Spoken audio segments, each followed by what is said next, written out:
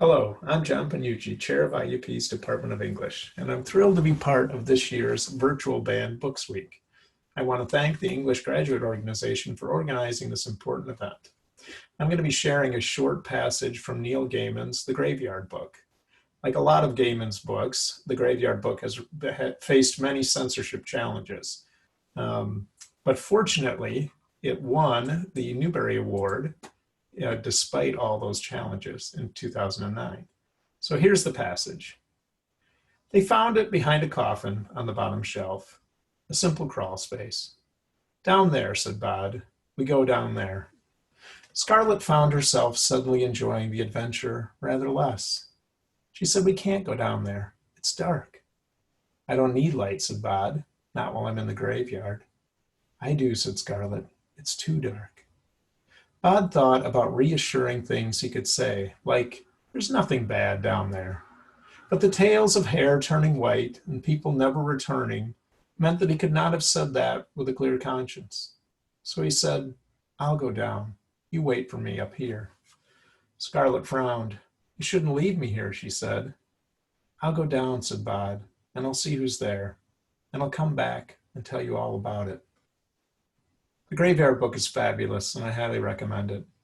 In 2013, Gaiman was asked to deliver a lecture in which he responded to people trying to censor his and other writers' books. Here's what Gaiman had to say. I think it's really important. Fiction builds empathy.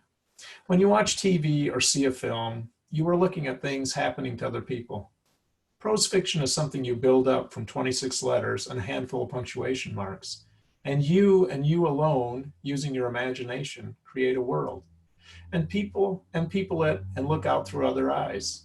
You get to feel things, visit places and worlds you would never otherwise know. You learn that everyone else out there is a me as well.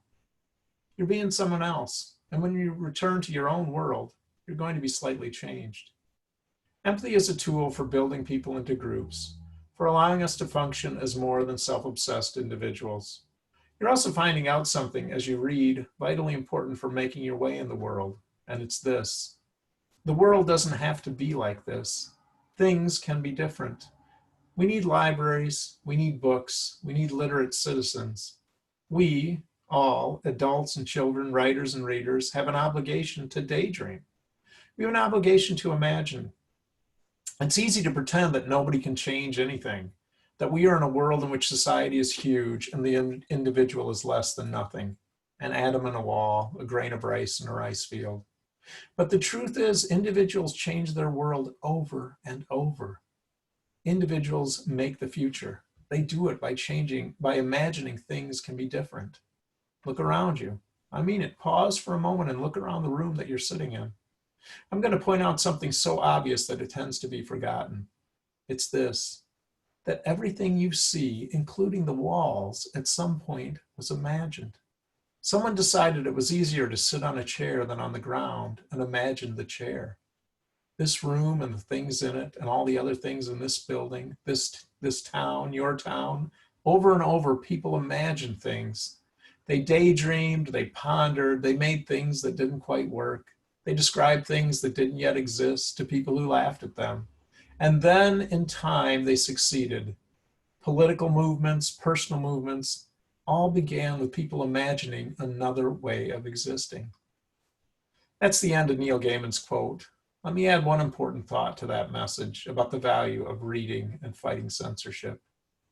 Censorship isn't just about people trying to ban books.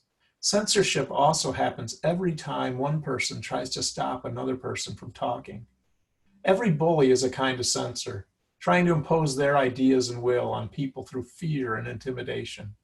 We have to fight that censorship too. So I don't know if you will ever have to defend a book, but I do know that in your life, you will be called on to do the right thing. A time will come when you will have a chance to speak up for something or someone that matters. In that moment, you will have a chance to either voice what's right or to stay silent. I know that won't be an easy moment. Fighting injustice, fighting bullies, speaking out against wrongs, that's scary stuff. But if you feel scared, I want you to think about this. Think about the story of your life.